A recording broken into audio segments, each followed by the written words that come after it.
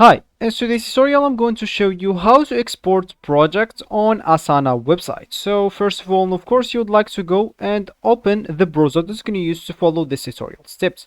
So of course, sorry, in my case I'm actually here using Brave, but of course in your case you can actually use any other browser, could be possibly working for you or suit you or you used to use. Anyway, just choose this browser, and of course after you open it, just go here to the URL and type asana.com and hit the enter button. Of course, that will actually take you into this page, but first of all, before starting using the website, you would like to go and log in into your account.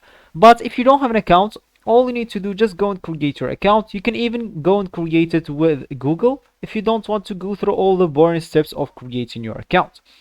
So let's say as an example, you already created your account, or you already log in into your account. So if you want to actually export a project, you would like first of all to go to a project. So as you can see here, let's say as an example, you don't have any projects in this account, or all you need to do, just go and click at create here and click at projects.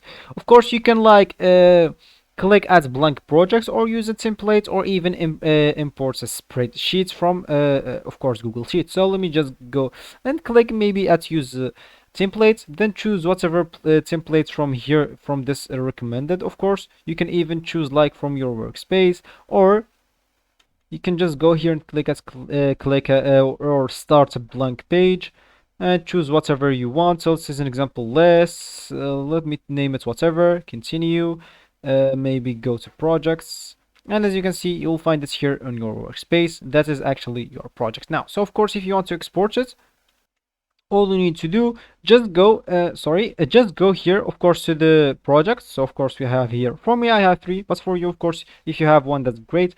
Just go to the projects and go here and click at this icon.